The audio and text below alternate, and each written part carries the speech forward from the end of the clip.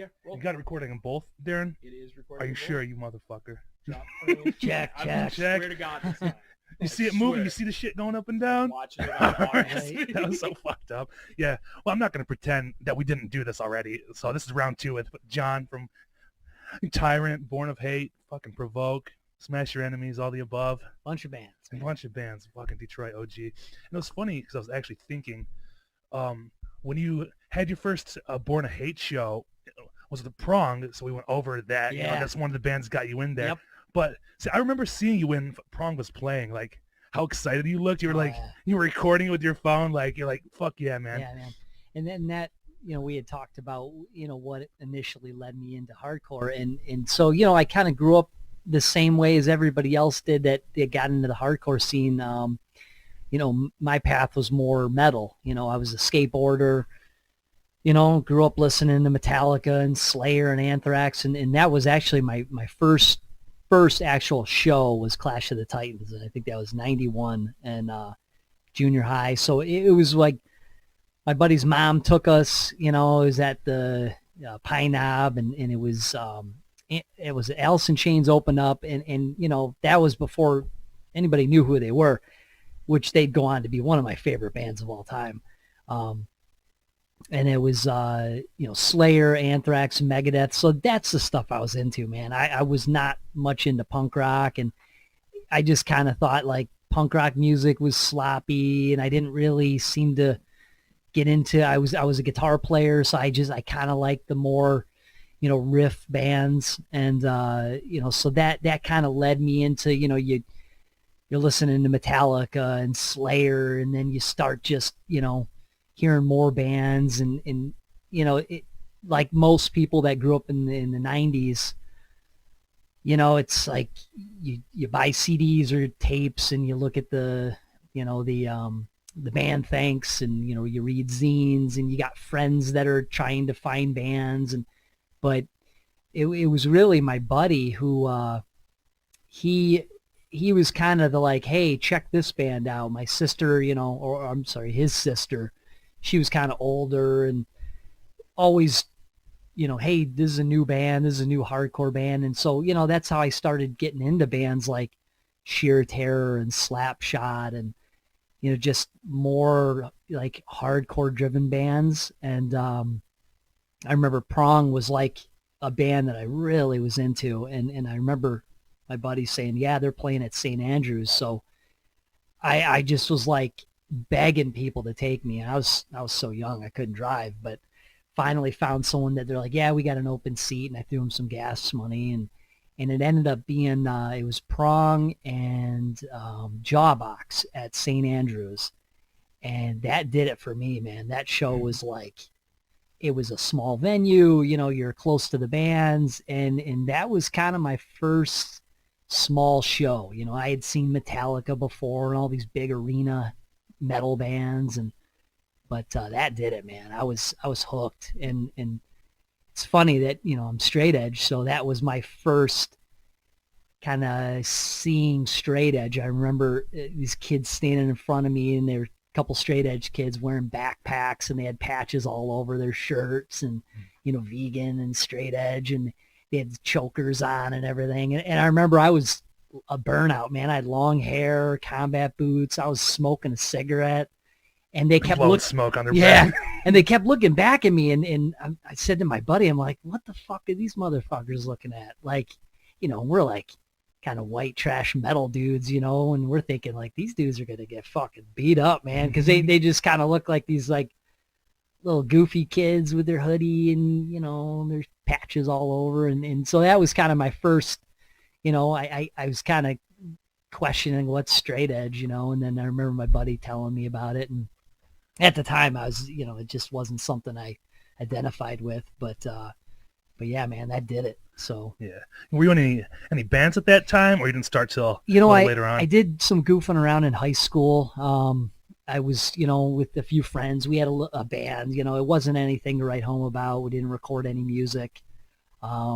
Played like a battle of the bands and that was about it, man. I actually didn't get serious with the band till I had graduated high school. and moved on to moved out to Iowa to go to college, and that's kind of where I started my first serious band. But before that, it was just like, going to as many shows as we could go to. Me and my buddies, I mean, any show that was playing anywhere, any venue, any bands, Yeah. I mean, metal, hardcore. I mean, a lot of good shows, man. Pantera, White Zombie, Helmet. That was a band I was super into. But I remember my buddy Jesse, he was like, hey man, he had given me this Sheer Terror tape, and I remember just loving it, man. I was like, this is awesome. And he was like, if you like Sheer Terror, you'll like this band Cold as Life. And he played it for me, and this is the demo with Ron, and I remember just being like, fuck, this is so heavy. And he's like, they're from Detroit, they're this fucking just heavy ass, just evil band. And I'd seen their name on flyers, and it seemed like every show they played was always 21 and over, and a lot of venues, couldn't get into. And finally, I think I was in high school, and there's this death metal band playing, Malevolent Creations, and I was into them, and I thought, let's go to that show. It was at the Ritz in Roseville, and the opening band was Cold as Life, and I was like, fuck, this is awesome. And this was back when Jeff was singing and playing guitar, and I remember just thinking, obviously different vocals than the demo I had heard, but it was just like the evilest, heaviest shit ever. And I was like, and it's just progressively, that's where it went with music. It was like, you start off with some metal and kind of got into some more hardcore bands, and Slapshot and Madball and Agnostic Front, and that led me to bands like Cold as Life, and that changed it all, man. I was heavier hooked. the better. Yeah, huh? man, so heavy, and it just,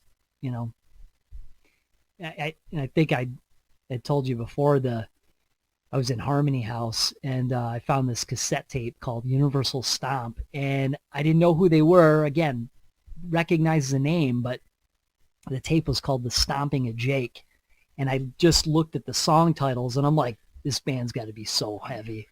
And so I bought it, and I was like, kind of reminded me of Biohazard, which at the time was like my favorite band, and still is my favorite band of all time, and but yeah, so yeah, I moved to Iowa, spent, so that was 95, spent quite a few years there going to college, played in 2 bands there.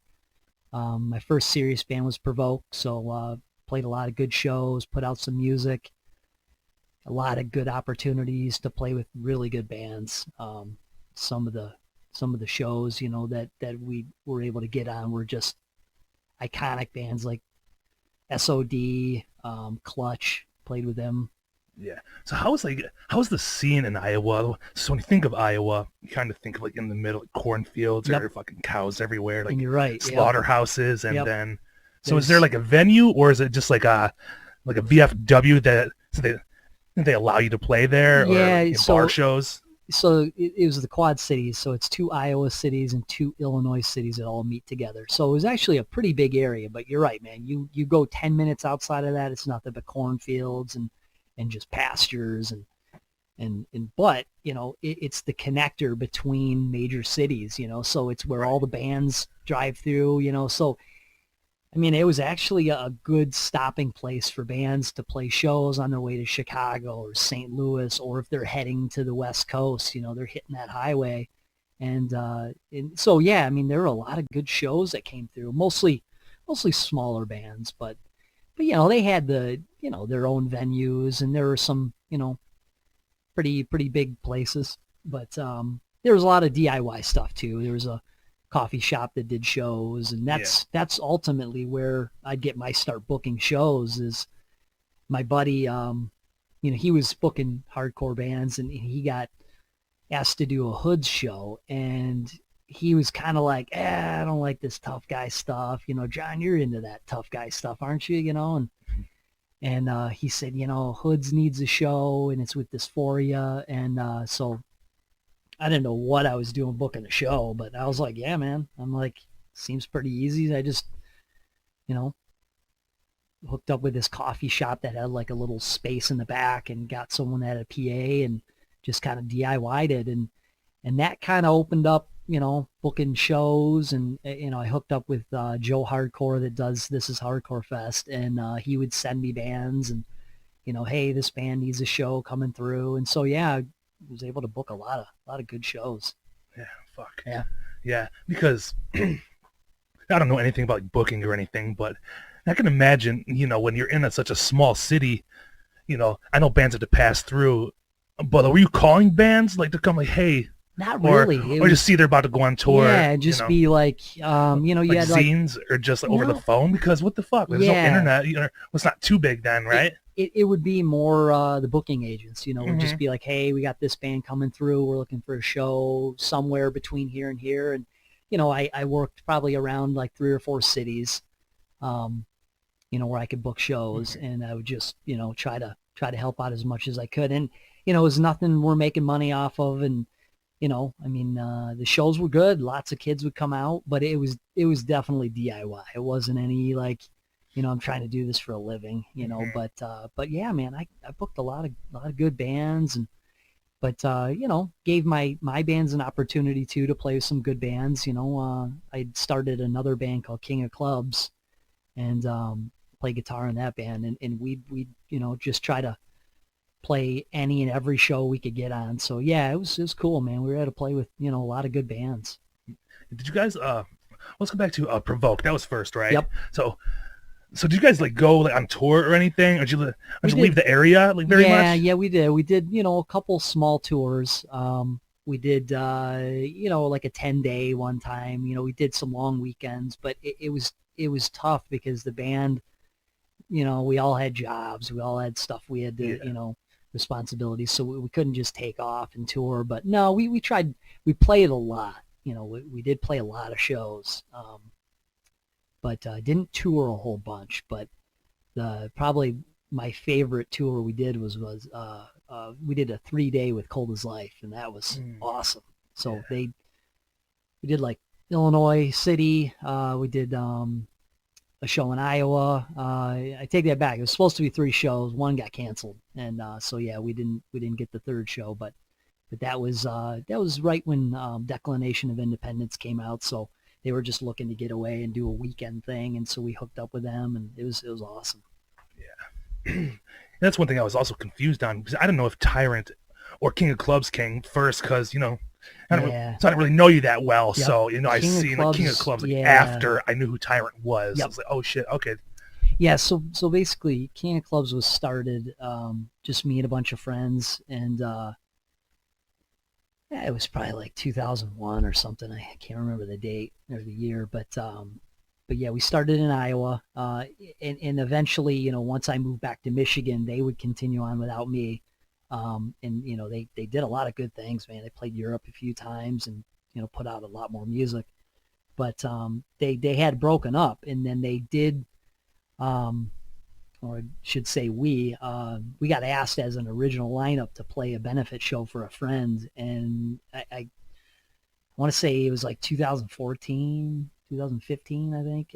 So we did kind of reunite and play that benefit show, and that just kind of re-sparked the fire to, write more music, and we went to Europe and put a new record out. And so, yeah, that's probably why, because that did come out after Tyrant had already been broken up.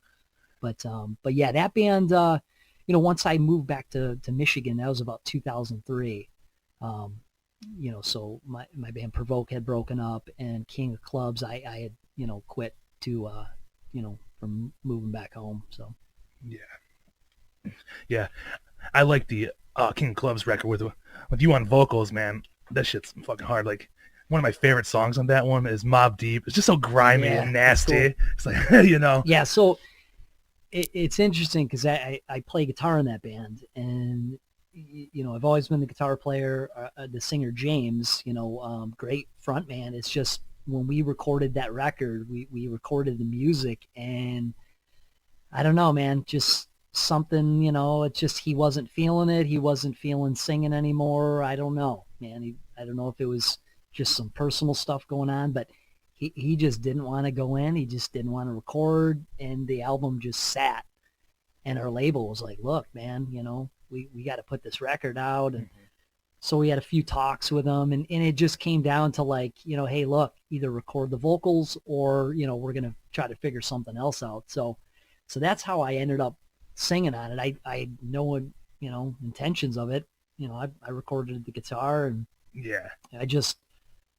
we wanted the record out, wanted to get the music out. So I just went in and just kind of like crammed, wrote all the lyrics, and went in and recorded it, and then it was put out. So that's how I ended up being, doing the vocals on it. Yeah, all the albums are good, but that one, I think, it's it's you're like, and your voice is really clear in that one too. Some bands you can't even understand what they're saying, so you have to like read the lyrics to, but then you can hear it all, man. It's like clear and fucking tough. We were happy with it. Yeah. Again, James, great vocals. Oh yeah, no doubt. But it was I've just heard the one other of those ones. things, just trying to get the music out. So that's just how that ended up. Good one though, all the records. But but then since after you did those bands, you moved back after you graduated high school, right? College. Yeah. So that was 2003. I moved back to Michigan, and so kind of the same thing. I just got back around some people I knew, and going to shows, and I tried to keep up with Detroit hardcore as much as I could. And it was tough living in Iowa, but one of the main questions that is most important, obviously, to Tyrant is how did Tyrant start, and who was in Tyrant? Gotcha.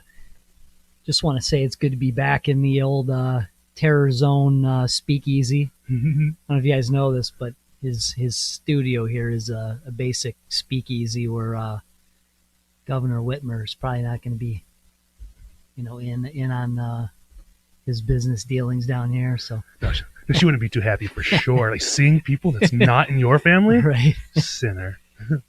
So Tyrant was started 2003. If I can remember correctly, I mean, there's probably just a different ways, it was pitched to me, but I remember Terry Lawson, which he was, really the brains behind the band initially. I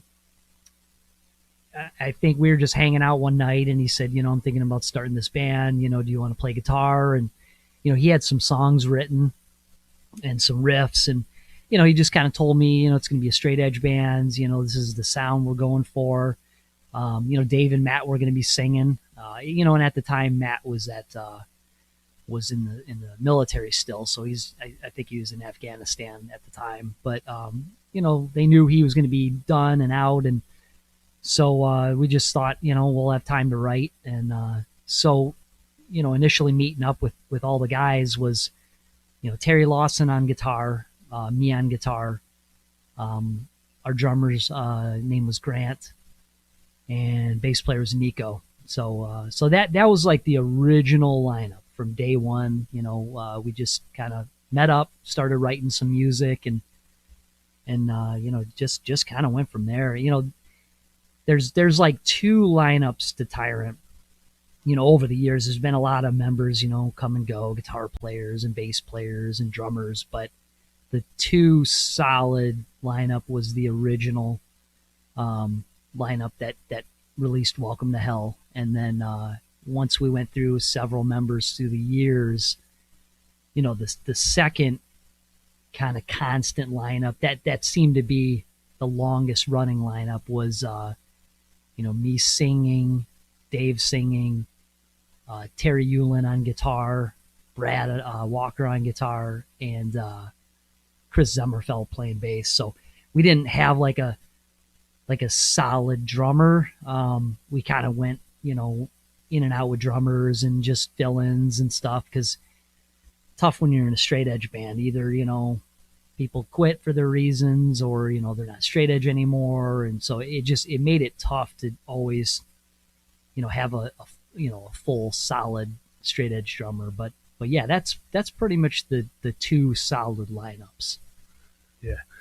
And I always thought it was cool that, you can get a whole group of straight edge guys that share the same outlook and meaning, at certain times of their life. And, I don't know how I want to put it. Like, there's not many people you can find 5 or 6 guys that all don't drink or smoke or whatever, Yeah. except like at a hardcore show. you know, yeah, it was a big ass group of guys. I will say during that time there was a lot of straight edge people, so it wasn't hard to really find members at that time. That was just a time when straight edge was alive. There's a lot of straight edge bands. You know, a lot of the people coming to shows were straight edge, so it was getting to be a big movement. But that comes and goes through the years, man. It's like sometimes there'll be a lot of straight edge kids. You know, some will sell out, some will just stop coming to shows, but it does get difficult, you know, as you stay together as a band and lose members. You know, it's tough to just constantly have to try to find straight edge members. So that makes it difficult being a straight edge band. But, you know, once you make that war cry, it's like you can't just go one day and like, yeah, we're a straight edge band and this is our, you know, this is our mark and this is what we have to say, and then just stop. I mean, that, you know, I think you just break up and just rebrand yourself if that's the case. But yeah, I do remember it was difficult finding the right people. You know, you'd lose a guitar player or get a bass player, and you know, you're just trying to think through, you know, who in the Detroit hardcore scene is straight edge, you know, who plays instruments, what, you know, are they already in bands, you know. So yeah, it made it difficult at times. Yeah, I mean, well, just like getting into straight edge though, like it's weird. Like, that has a big impact on some people's lives, and others, like, if you're gonna claim it, whether you are now or you aren't, that's still such a big part of somebody's life and a big commitment to say, I'm straight edge, I'm not gonna drink, I'm not gonna smoke.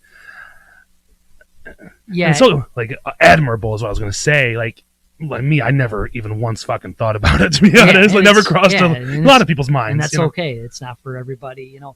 It's just kind of where you end up sometimes. I think, you know, being straight edge sometimes is, you know, you might have grown up a certain way and just said, you know, this isn't for me. You might have just gotten into it because your friends were into it, you know, and that happens a lot, young kids, and you might later on in life, you know, hey, this isn't for me. And that happens more so than not. But yeah, I think you're kind of led into it. And it could just be like, wow, you know, this is something I identify with, you know, and you just meet people that have kind of the same ideals as you.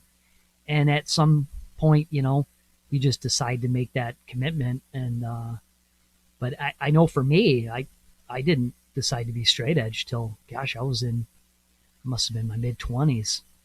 You know, I wasn't drinking, I wasn't smoking, I wasn't doing drugs, and I did do some of that stuff, but I think at one point it just wasn't for me, and it's just something I didn't enjoy. I didn't like it. I didn't like the way I felt. I didn't like the taste. Mm-hmm. I remember, you know, like a mixed drink or something, I'd be like, you know, God, I'd just rather drink the Coca-Cola. You know, that tastes better. But yeah, and you know, you meet people that, you know, kind of are the same as you, and it's called straight edge, and you just kind of bond through that, and yeah, you do kind of come up from that being in the hardcore scene. And but you know, like I said, for me it was just growing up and seeing, you know, alcoholism and just how it affected people and destroyed families, and it just something I just didn't identify with, and I feel like I did it and tried a bit of things, and it just wasn't for me. Yeah. So it was an easy choice to make. Yeah, especially like alcohol, man. Yeah. Like, well, I drink here and there. You know, I get fucked up every now and again, but so do I. I'd say 80% of my friends drink. I always have. I mean, you know, I've had a lot of straight edge people around me, but I've had a lot of people not straight edge. I mean, it just comes with, you know, the hardcore scene. I mean, you know, we're all family, and straight edge doesn't divide us. No. You know, it's just, you know, hey, look, different lifestyle. We're all here for the same reasons. I just don't drink, smoke, or do drugs. Yeah. Like, well, it is interesting though, like the way alcohol can affect friendships, depending on what kind of path that person goes on. Like, I've had a few friends that like just fucking turn into alcoholics, and they are just nowhere to be seen. They were in hardcore, and now it's like what are you, like a 70-year-old man now? Like, he's a piece of shit. Fucking passed out, pissing their pants somewhere, and it's really sad. Which that would, anybody who can experience that, whether it's a friend or your brother or your dad, that would totally turn them away. Was there anything you ever seen like in your life that was like, I do not want to be like that person, or was it? Yeah, absolutely. Yeah. I mean, they're people in my family. I've seen death, and I've seen people just make really bad choices and take a bad direction, and I've seen friends do it, and I'm getting to that age now where when we're all 18, 19, 20, whatever, everybody's partying and everybody's healthy and they're having fun and everything's, it is what it is. But now we're all getting to an age where now that lifestyle that, was real destructive is kind of catching up on you, so I am starting to see friends that are, having a lot of health issues because of just how they treated their bodies and just the life they lived. And so it's unfortunate that, you see friends and struggling and with health issues and stuff. But I've seen, friends and family die and from drugs and alcohol. And, it's never easy losing a friend, No. And I think the saddest part of alcohol and drugs is the addiction. Like, to see somebody, struggling, like, they can't stop, and what they're doing, whether it's a family or a friend, like, it's like, fuck, man, like, this person's gonna die any day, just waiting for them to die. Like, I still have some people in my life, like, so when am I gonna get that phone call? When are they gonna die? That's all you're waiting for. So for some people, like, when will that person die? When will they overdose? It's gonna happen. Or they'll choke on their puke from being too fucking drunk or whatever. I think, when you just continue being destructive, there's only one way it's gonna end. And unfortunately, everybody's going to have an end, but it's going to be much quicker for others. But the other part of it is too, some of my best friends, they fucking party hard, man. Oh yeah. I mean, my boy Thomas and Bobby, like, going to Europe with those dudes, I don't even think there was a single hour they were sober. But I mean, they're fun as hell to hang with, so I have no hate for any of that stuff.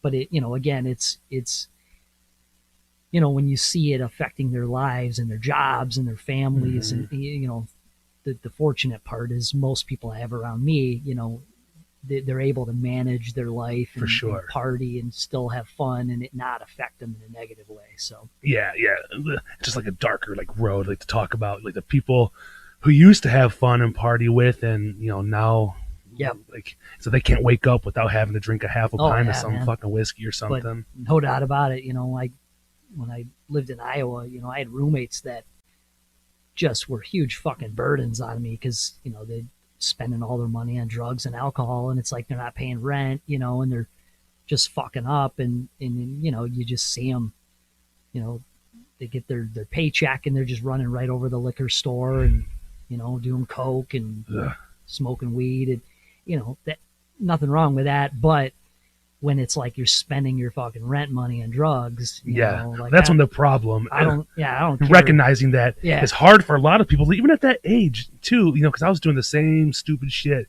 at 18, 19, 20, spending all my money on drugs and booze. I'm not going to lie, man. Everything, every fucking dime. But, but it's just grow up eventually. That's hope to grow up. That's the thing. You kind of hit a point where you're like, okay, either reality hits you, like you got a kid on the way, or, you find a good job, or your parents kick you out, or something happens where you just say, okay, you know what? I'm not going to maybe stop, but I need to kind of turn some things around and, make a better future for myself. Because ultimately that, that's where you need to be. I mean, again, you could still do all that stuff and, there's nothing wrong with that. But, if you got responsibility, you have to take care of that stuff first. Yeah. Well, it's weird. I had this conversation with somebody else. It'll be released after you, though, so it's fine. Do you remember Danny Albright? Yes. Yeah. Yep. Danny, really great kid. In fact, we had a T-shirt, a Tyrant T-shirt with a tank on the front, And I remember him telling me, I'm getting that tattooed on my throat. And I was like, yeah, whatever, man. And he's like, no, I'm fucking serious, man. I'm getting that thing tattooed on my throat. And I'm like, all right. And I remember He's a little baby. yeah, he's a young kid. Gosh, he probably was only 16, 15, Yeah. 16. But I remember He died when he was 19, Yeah. 18 or 19. So I yeah. remember him being serious about it. Like, send me the artwork, and the guy that drew it up was from like the Netherlands or something. And it was like this real, great artist that had done stuff for like Slayer and Metallica and stuff. And he drew this t-shirt for Tyrant. And yeah, he was all about it. He's like, yeah, I'm getting that tattooed on my throat. And I remember we were all just like, yeah, whatever, man. Yeah, he never did. But yeah, I definitely remember Danny. Yeah, well, I mean, where I was going, it was just like sad how he was fucking hardcore straight edge for the as long as I knew him pretty much. And then, some sort of influences or like changed his mind or decisions. And it was just a fucking spiral. Like, it was like 6 months, man. Like 6 months later, he started drinking and smoking weed, which is fine. People make, decisions at different ages.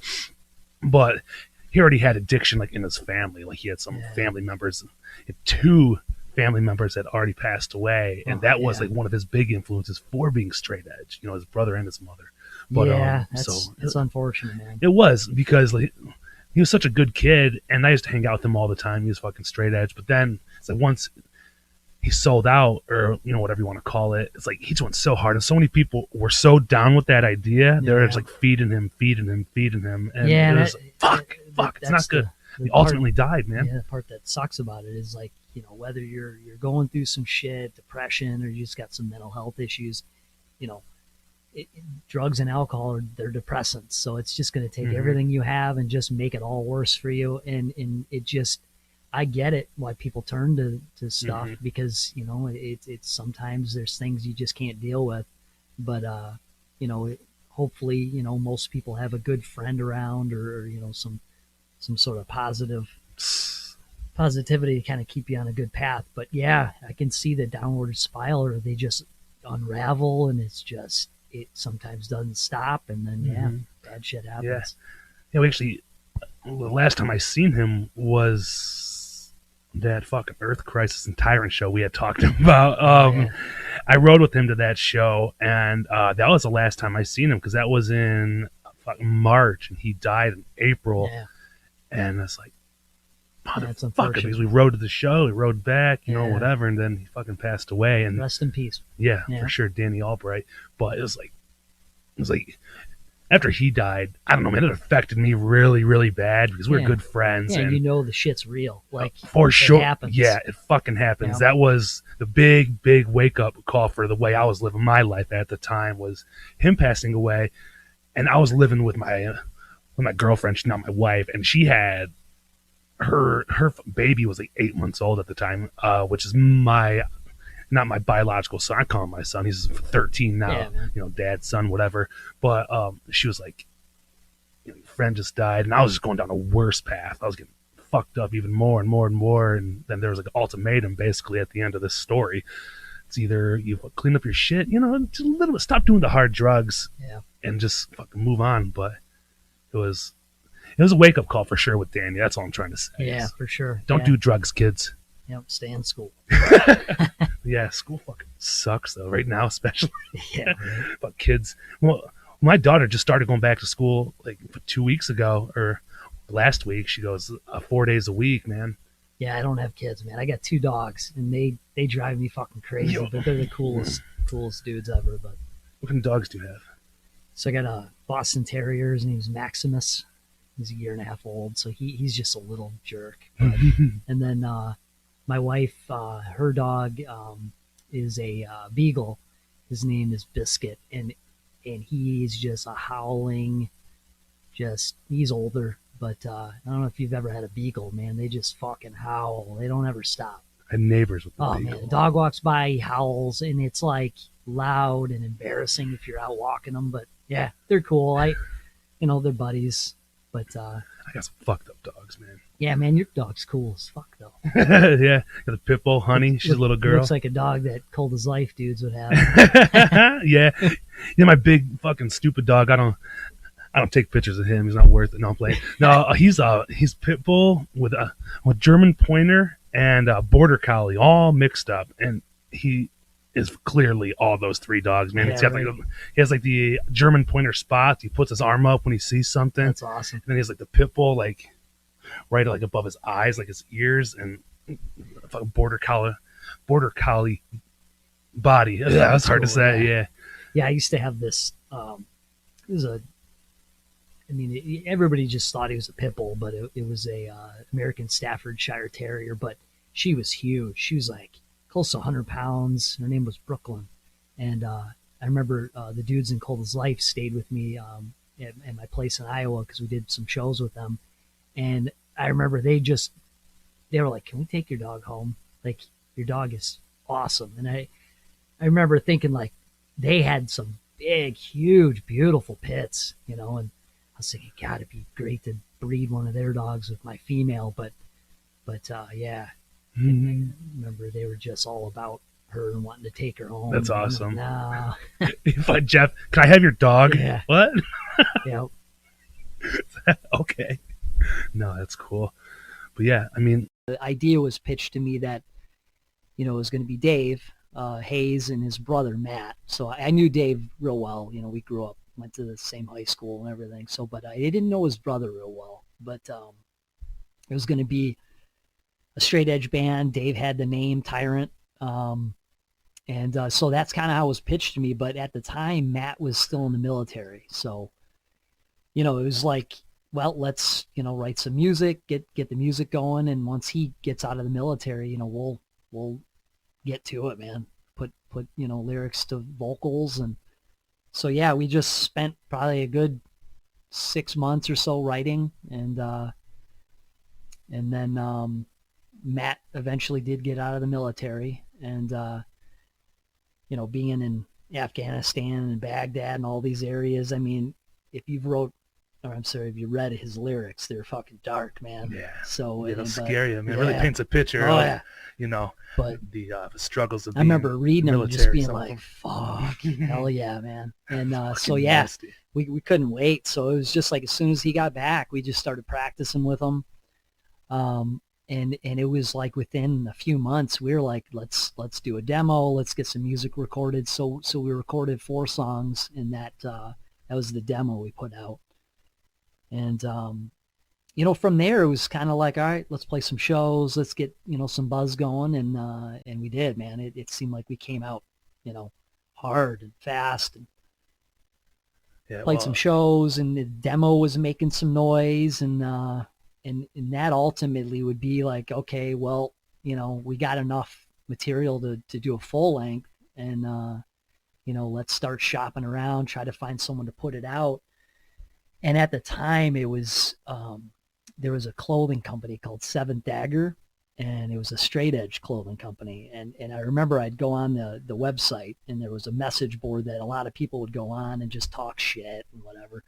And, it was cool. The message board icons, when you hovered your mouse over it, it would sound like a, like a fully automatic, machine gun going off, like firing rounds. It's super cool. So you just sit there and keep going over the icons, and it just kept sounding like a machine gun going off. It was the coolest thing ever. But I think he had posted something or something where he had already put out a couple records, but his name was Danny Sober. So I think he was looking at starting like an all straight edge record label, because he had put out a few records, and so he was looking to rebrand to like a strict straight edge record label only. And I remember just hitting him up and being like, hey man, we got this demo, I can send you, we're kind of looking for a label. And so he hit me back pretty quick, like, hey man, I love it. Your band, I'm into it. This is going to fit perfect with what I want to do. It was kind of like a militant straight edge label. And so that was it. He was like, I want to put out your record. And so, yeah, we went in and recorded Welcome to Hell. Gosh, it was I think it was 2005 when it was released. But the thing with that time frame was, Dave had just had a kid. He was working a lot. He wasn't coming to practice, so him and Matt really weren't, doing the double singer thing. I think at one point he just told us like, look, I can't really do this band anymore, and just kind of did decide to leave the band. So it was just Matt for a while. Matt, singing. We did quite a few shows with him only. And so on that record, that's why you only hear Matt singing. Dave was not on that record. And he would rejoin the band later on when things kind of cooled down for him. But yeah. It's still one of the fucking hardest records to this day, I think. Just so it's out of Detroit. There's something about Detroit hardcore, the heavy shit that like this is fucking gritty, and the lyrics and the guitar, which all come from the same sort of like it's like a DNA. Everybody shares the same style.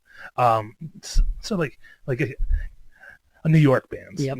What a fucking New York hardcore band is, and what a Detroit hardcore band is. So, say the first time, I don't even remember the first time I seen Tyrant, but I couldn't tell you what show it was, but I know the first time I see him, like, it was fucking intimidating because I was still like 17, 18 years old. And, I've been to a few heavy shows in Detroit at the time, but there's nothing like when you got two fucking tattooed singers, shirts off, everybody's mean as fuck. And then, all their boys, are out just throwing, just acting crazy in the crowd. And, when I'm that young and you see a bunch of grown-ass fucking men, well, that's pretty intimidating. That's the thing, too. It's like, so you got Dave and Matt. They're just fucking maniacs, And I don't know any brothers harder than them, except for the brothers from the movie Slapshot. That's probably it. But, and then you got all our friends and boys and everybody just trying to just make these shows as crazy as possible. So you got like, Zach from Flint, Chris Sommerfeld, like those dudes would just get people fucking wound up and throwing tables and chairs and just getting fucking wild, man. It was crazy, but it was cool, but it did keep us from playing a lot of stuff. There were a lot of venues and people that were booking shows that were just like, nah, we heard you guys fuck shit up. And so, yeah, it did kind of hurt us a bit, but no doubt about it, man. The shows were always crazy. Yeah. I mean, notably, there's several shows I can think back to where, a show in Toledo, a dude got his fucking ear ripped off and the fight broke out. It's just crazy. Yeah. And it was, most people, were, having fun. We didn't see too many people, pissed off. It was all in good fun. But yeah, it was crazy.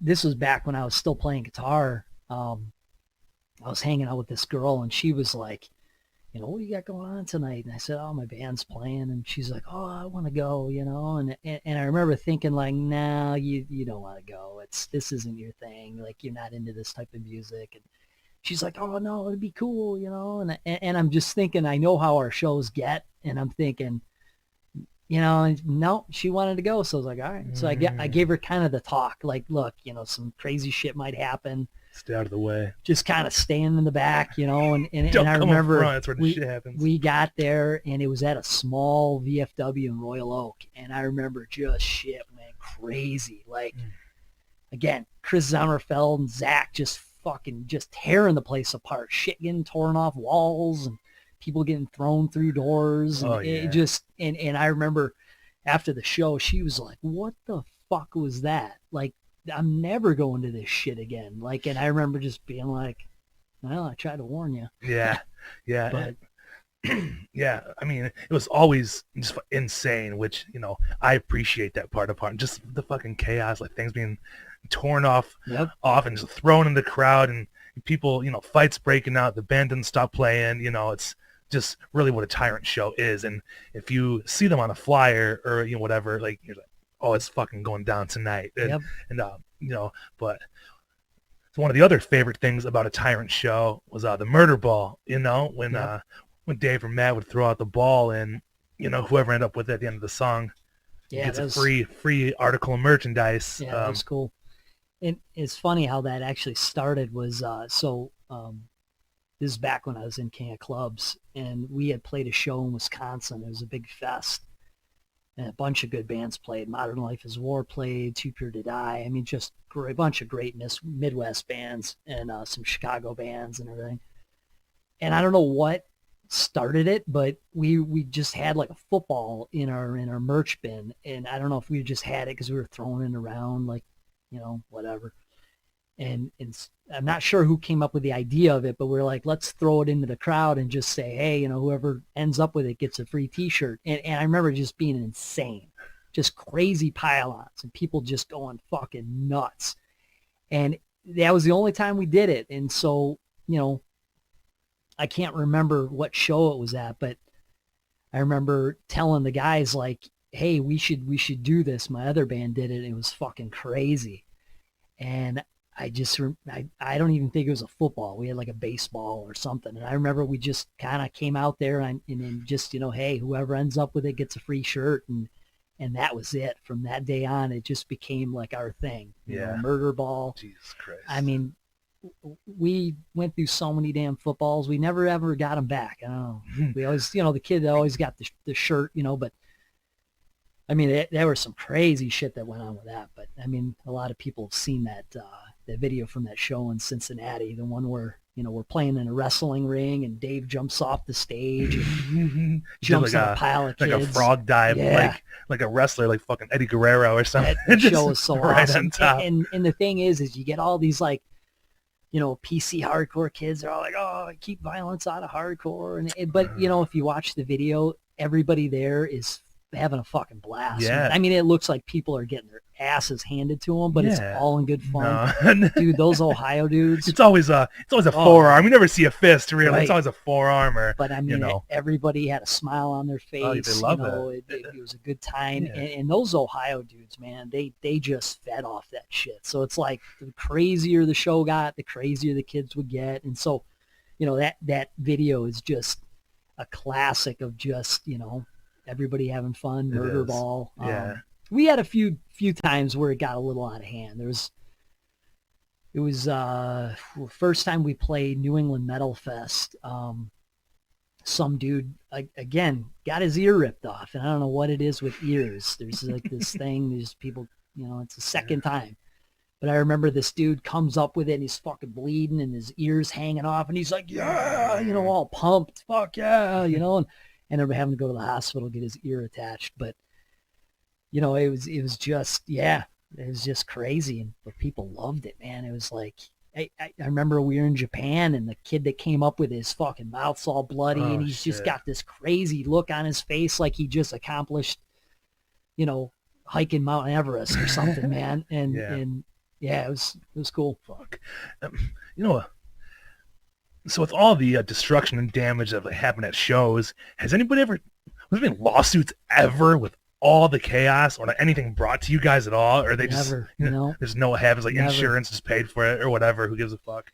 Not that I know of, man. I mean, I've had people message me, you know, and be like, yeah, I was at this show and your singer or someone threw something and it fucked me up pretty bad and I had to go to the hospital, you know, but they were just like, well, you know, it is what it is. I was standing in the wrong spot or whatever, but you pay the money. It's your fault. But I you know, I remember, there's a few people that got hurt pretty bad, you know, a few times, but it just seemed like they kind of knew what they were in for. And, you know, and if you don't know, you know, those are the people who normally start the fights, are the ones who don't know what's happening. Yeah, because they're kind of like, what the fuck? Yeah. You know? And so in that, you get those guys at shows, and of course, that's swarmed by fucking 25 people. Yeah, and like, you oops. got, you know, they're like the metal bully, you know, coming into like, I'm going to teach these kids what's up, you know. Exactly. And Dave always liked to handle those guys. You know, 'cause I know.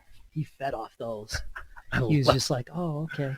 Fucking love the metal bully. I'm gonna teach this guy a lesson. Yeah, and it just actually popped in my head. I remember one time we said you used to have that football. Or one time there was a hard baseball. I don't know why, but you know when the beat drops, you know, Dave just fucking whipped it like into the crowd, and I'm almost positive it hit somebody because you know everybody just piled onto the ball. But Right. someone got smoked. I think that was at the Modern Exchange, to be Yeah, honest. I don't yep. know. I think it was, but Yeah, I feel like I said, sometimes we'd have a football, sometimes we'd be like, fuck, we forgot to get a football, or we lost it or whatever, and we'd just find whatever we could find just a that was hard ball. round. And Here it comes. we did play a show one time in it was in Ohio, might have been Cincinnati too. Again, Cincinnati was always crazy playing there, but it was in a fucking batting cage. It was like a sports complex or something, and it was with Suffocate Faster played, Death Star played. I mean, so here's these hard round balls just sitting all around, and it just got insane. Dude. Everyone's People throwing playing them. dodgeball with these fucking hard Holy balls. shit. And I remember at some point someone was collecting them all up and trying to get rid of them, so because people were getting I can just smashed imagine with them. the fucking No, that's fun. I don't care what you say, man. That's fucking getting fun. hit in the head with a hard ball, that's different than like a football. But yeah, I remember they were there, and then all of a sudden someone must have started collecting them all up. We're not doing this, man. Yeah, well, no, when there's 40 balls, nobody's safe. Like, you sort of have to be like engaged in what's happening. Yep. But if everybody has a ball, then everybody's getting hurt. Yep. Fuck it. You're at a Tyrant show. Yep, that's just what happens. Good times. So, and, amongst all the chaos, you guys got pretty damn big. You were known. Yeah, I wouldn't say big, but it was more like, people knew who we were. Yeah.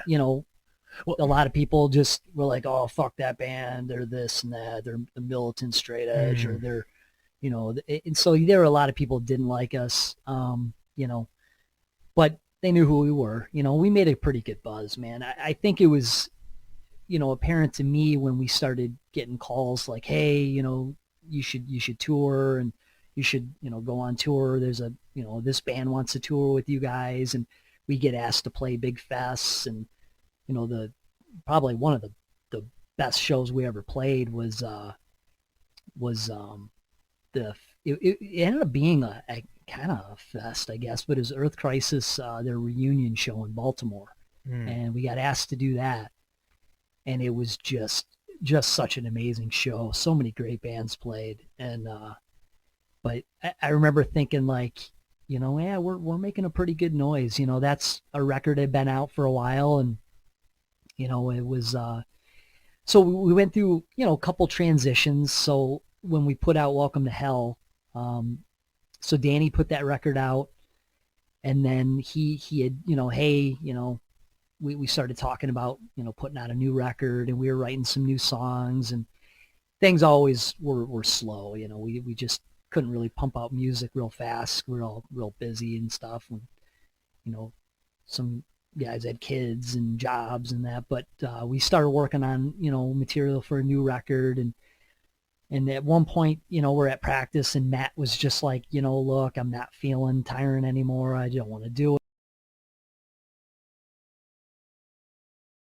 Peak, and I remember just, grasping in any way to keep the band going. And, I just said, well, what aren't you about? Like, why do you want to quit? And he's just like, I just don't want to sing anymore. I'm not into it. And, Matt's a fucking great guitar player. I mean, way better than me. So I was just like, well, hey man, what about playing guitar? And he was like, that might be cool. And cause I was like, man, I'd probably, rather sing than play guitar. And so, yeah, we just switched, to Matt playing guitar and Dave and me singing. But it wasn't until then that, me and Dave kind of sat down and took it serious about splitting the vocals up, making sure he has his parts, I had my parts. Because before that, it was just like Matt kind of sung everything, and Dave would just kind of come in and do some backup parts. He's a hype man. Yeah, oh yeah, man. I mean, because that's the thing. Dave, let's face it, he is the face of Tyrant. So, oh yeah.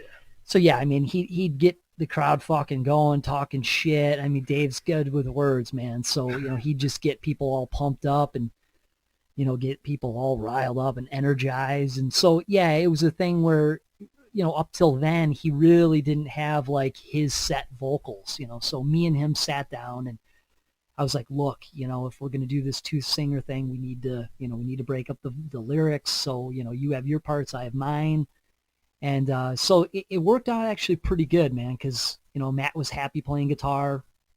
It seemed to work out pretty well with me and Dave singing. But that would, take us into writing some new material and playing some more shows.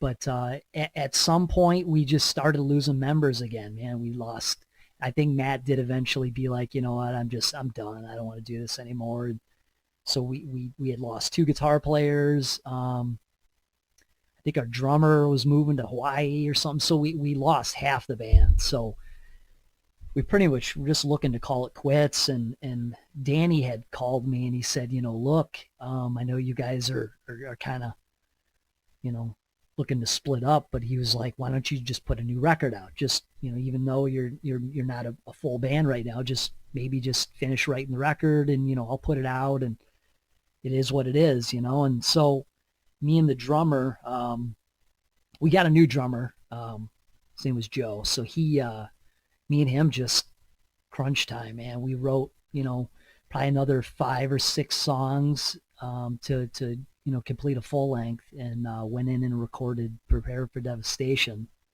and which was a very non-enjoyable experience because being in a hardcore band, you go in and you record quick. Everybody knocks out their stuff, and you're thinking, yeah, we're gonna record everything within a week or so, but we decided to record with this dude that just, I don't know what the hell he was thinking, like we're Metallica or something, and there was so much wait time. We would record a couple songs and then he'd be editing shit for just weeks on end until we could get back in, and it just took forever. And it, again, was one of those things where, at the time Dave had another kid, we weren't really practicing that much. And so, we went in and recorded vocals, and Dave, he just did some backing tracks because, again, he just didn't really have time to practice and was working and had the 2 kids. And so, but around the time that we were recording, we get a call from Danny again, and he's like, hey man, you guys are getting asked to play New England Metal Fest. And we were like, fuck, so this is like 2008 or so.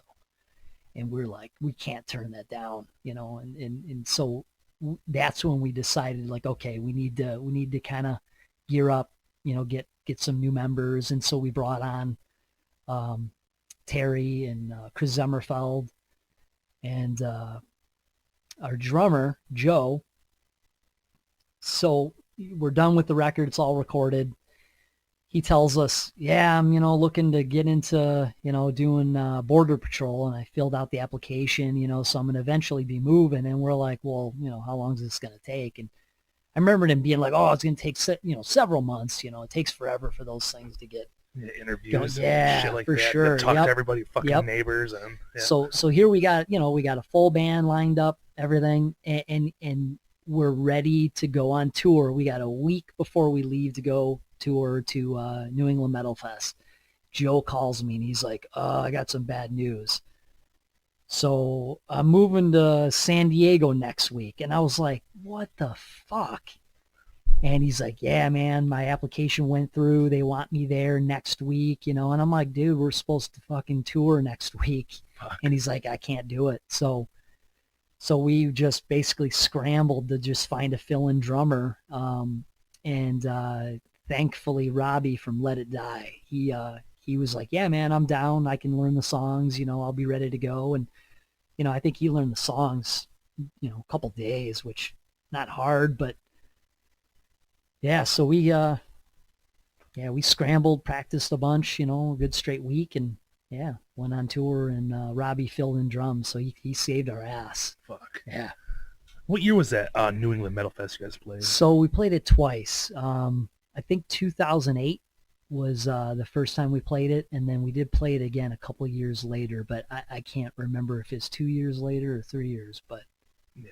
But there's a couple videos of that on YouTube. Yep. You wanted to, I think, yeah, you were singing at the time. Yeah. So both both at that time, me and Dave were full, fully time singing. But that the record would come out, I think, right after that. So that would have came out like 2008, I think, is when Prepare for Devastation came out.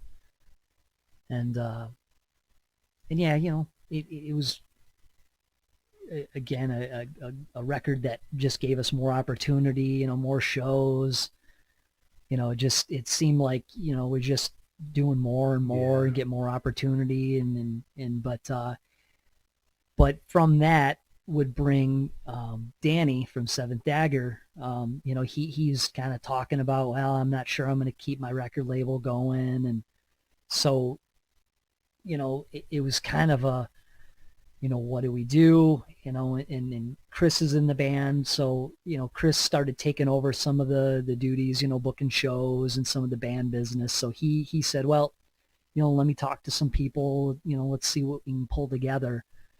And so he ended up talking to John from Eulogy Records, and John was all about it. He's like, yeah, man, I'm down. Let's do something. And the record hadn't been out that long. So, gosh, it only been out maybe like 8 months, 6 months, something like that. And so, he decided instead of just starting fresh with a new record, he was going to repress Prepare for Devastation. So he bought the rights from Danny and repressed it as a Eulogy record. So that's kind of where our start with Eulogy came from, was, he repressed that. And then, eventually we'd go on to, putting one more record out with Eulogy. That was Extinction. That was, gosh, these years all kind of run together. I want to say it was like 2011 or something like that. Yeah. Yeah. And the album, Extinction, is that the one that Devil's Night was on? No, Devil's Night was on Prepare for Devastation. Man, that song's so good. It's a cool song. I always like playing it live because it had just such a good, it's got a good fast part, so it gets people, circle pitting, and then it's got a couple just smashing riff parts that, And just when you play, hometown show, oh yeah, that fucking song, because a lot of people know Devil's Night, night before Halloween. And Detroit used to get the most notoriety for it because it's fucking fires everywhere, like world record fires, every year just seem to get worse and worse. Yep. And, I'm not that far from Detroit, but it seemed like I stopped at the border. I'm in Lincoln Park, one city over, a mile away. It's just nothing here. Yep. All you get is like eggs and like toilet paper, and then 2 miles down the road, just fucking burning buildings. Yep. Like, Jesus Lots Christ. of fires. Yeah. That's that's just like a song that sticks in my head because of Detroit. Yep. How fucking crazy the city is, or was. Yeah. And the cool thing about that record was, and it's funny, you had posted a flyer on your Instagram, that Firestone Fest show with Earth Crisis. Oh yeah. Well, I had seen the flyer early on, and Tyrant played that show, but I remember thinking, like, gosh, I wonder if I could get Carl to sing on our record, because it was right when we were, recording our record. And so I hit up Danny and I said, hey man, could you get me Carl's number, because him and Carl are pretty tight. And so I don't remember if, I think Danny was like, look, man, Carl don't have an email. He don't really have a cell phone. Like, I'll try to get a hold of him and I'll have him call you. So was this before or after the reunion? Because this is after. Okay, yeah, so it happened already. Yep, okay. This is after the reunion. Hiding in the basement somewhere. Yep. So they were starting to do some tours and playing shows, but so I get a call from Carl, and I had, I'd seen him several times at shows in New York that Tyrant would play. We played a couple Edge Fests in upstate New York, and he'd always be at those shows. And I remember, talking quite a bit with him, and he made it pretty clear. He's like, man, I love Tyrant. You're like one of my favorite straight edge bands right now. And so, we're all looking at Carl like, you fucking kidding me? Like, right. Dude, you're in Earth Crisis. Like, Mr. Save the World. You're like the reason we're a band, So yeah, he called me and he was like, hey man, Danny said you wanted to talk to me. And I was like, yeah, I saw you're going to be doing that tour. and it's coming through Detroit, and I'd like to see about getting you on this new record, doing some vocals. And he was like, fuck yeah, I'm all about it. And he was like, is there a song, is there lyrics? And I said, well, there's the music. I'll send it to you. But I said, look, have at it, right? Your part, you can, right now it's kind of just open-ended. So he was like, I want to write the lyrics for it. So let me write the lyrics, I'll do the whole song, I got some good ideas. And so, yeah, it's funny because, again, he's on tour. He doesn't have a cell phone. So I'm just like, okay, we're going to meet up at the show and go to the studio. And so we're hoping that he gets there early, so, well, they don't end up showing up till later, because I don't know if the weather was bad or whatever. So me and Carl rush over to the studio. The guy that's recording this is throwing a fit because it had been like 2-3 hours late. And Carl goes in there, dude. And when I talk professionalism, this dude is like a studio fucking god, man. He just went in there. I mean, just boom, knocked his shit out so quick, sounded amazing. And it was awesome, man. It was really cool to have him. But not only that, he wrote all the lyrics for that song. So it was the track. The entire song? Yeah, the whole song. Hell yeah. Well, that's the song's an honor. Yep. And he named the song Over the Influence. So, and it was one of our favorite songs to play live, but yeah, he went in there and knocked all the songs out. But, in taking so long, we're like trying to get back to the show because Tyrant was supposed to open up. We ended up having to play later on in the night, just because I wasn't back yet. But yeah, that was cool to have him. Fucking crazy show, man. Yeah, it was a good show. The show was nuts. Shai Haluta's on there as well, I believe. Oh, yeah, it was a good lineup, man. Yeah, fuck. I remember that. Excuse me. So, as time goes on, you guys, you have a new record, and then you guys decided to go to Japan. I thought that was cool. Were you guys invited there, or did you just say, hey, we just want to go to Japan just to see Japan and hopefully book a show? Yeah, so, it's funny that the entire time we were a band, we just assumed we couldn't get out of the country. There's a couple guys that had problems getting into Canada, and so we just kind of knew that, well, we just can't play out of the state. And so I can't remember what happened, but at some point we realized like, oh fuck, we can get passports. Everybody can get out of the country. And so I think, Chris at the time was kind of doing more of the booking of the shows. And so I don't know if I think he hooked up with somebody from Japan, and that, the booking agent was just like, I love your band. I'd love to bring you guys here. And that just kind of sparked some conversation going, and it just, turned into a reality, man. So yeah, it was great going to Japan. I mean, that was our first, other than a couple Canadian things, that was our first, out of the country tour, because we had done some tours, but it was all mostly US stuff and a couple Canada things. But yeah, Japan was awesome, man. It was like a once in a lifetime thing as a band, to go and play there, and the shows were awesome. Yeah. I remember seeing pictures of it, and what I thought, I was fucking jealous because I've heard about the suicide forest before there, and I've seen pictures of it. You see crazy shit on the internet. Yeah. It's a dark, scary place. And then I don't know who posted the photos, but I seen you guys that all went there, which I thought that was one of the perfect spots for a band like years ago.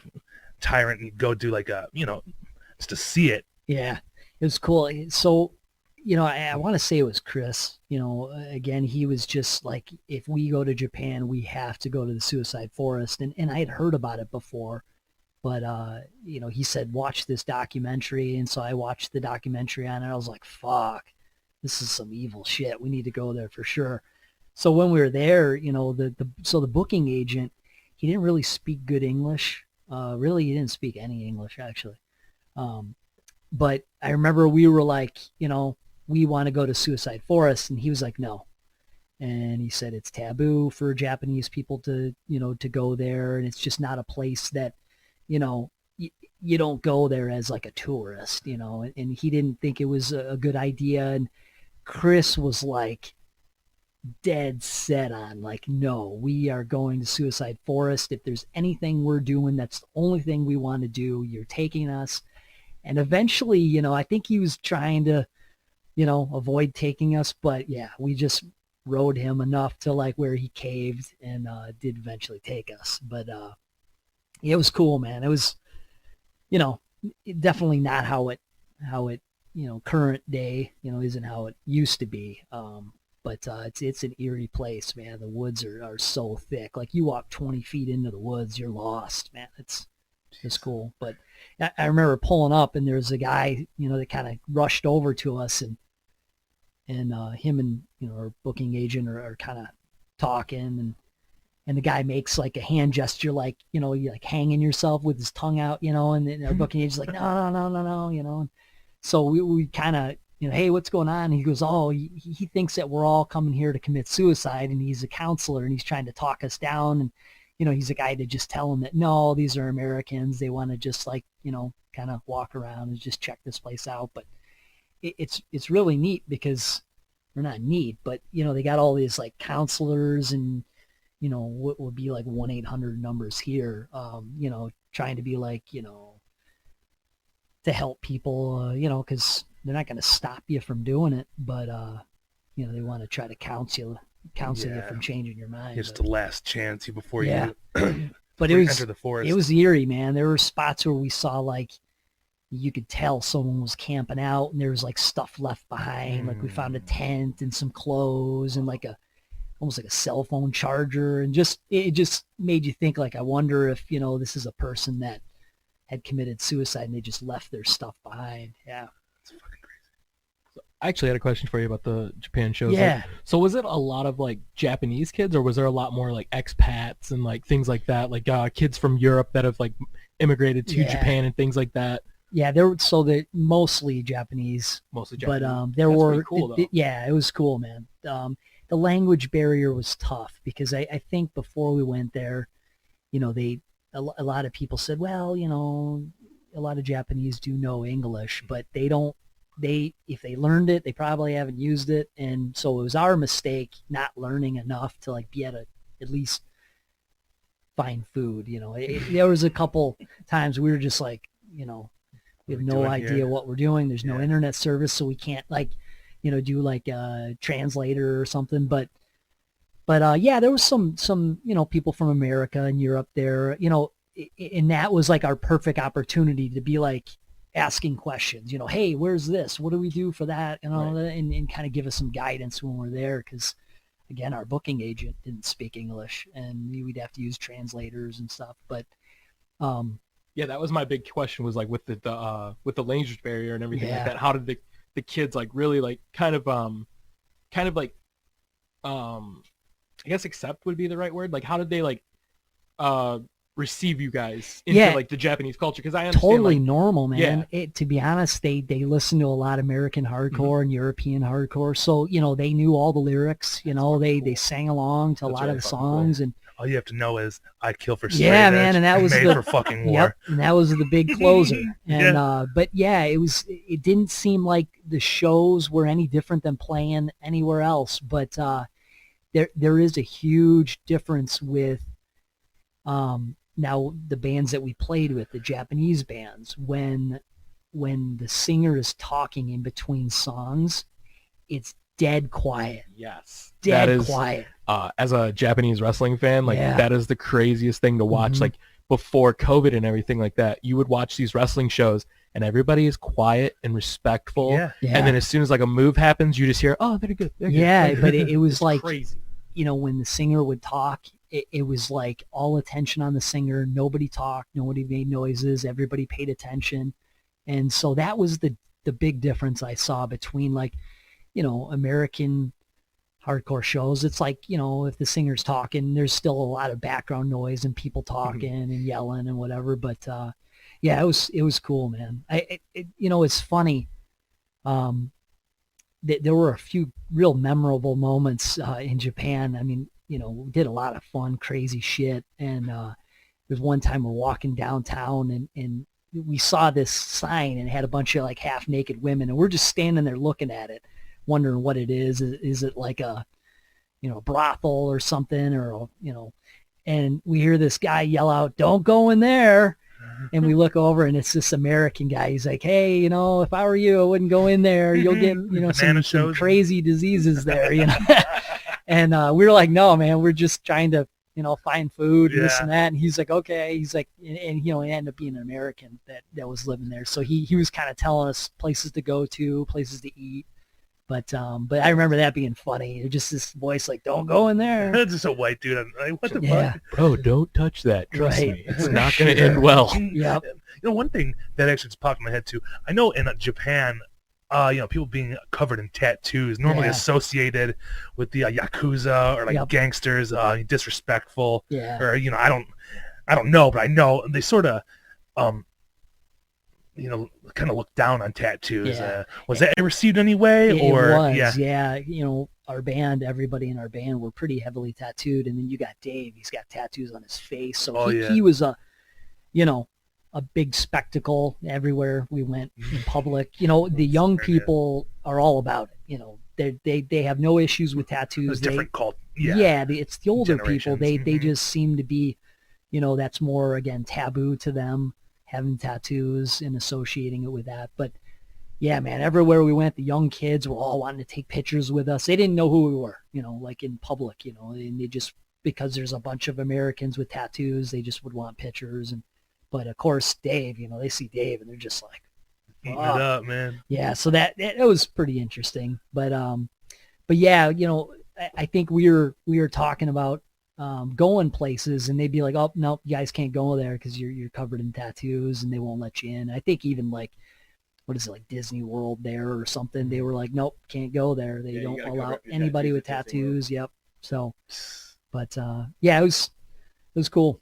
It's funny, we played a show, and this guy comes up to me and he's like, "Kill everyone," and I was like, "What?" And he's like, "You playing Kill Everyone?" And I was like, "How the fuck do you know who Kill Everyone is?" He's like, "It's my favorite band," and he showed me his iPod with Kill Everyone, and oh my god, as a band I played bass in, and I'm thinking like, how it's a the little fuck? side project Yeah. And I remember he was just like, my favorite band, and it was so funny that here we are halfway around the world, and some dude's like, saying his favorite band is a small Straightedge band from, it was like a Windsor, Canadian, Michigan band. I remember that. I listened to one time. Was it It's All Gone to Hell? One of their last shows, I think. I don't know if it was a last show or a reunion show or something. Yeah, so that probably was the It's All Gone to Hell last show. Yeah, Tyrant played it. Alvin's.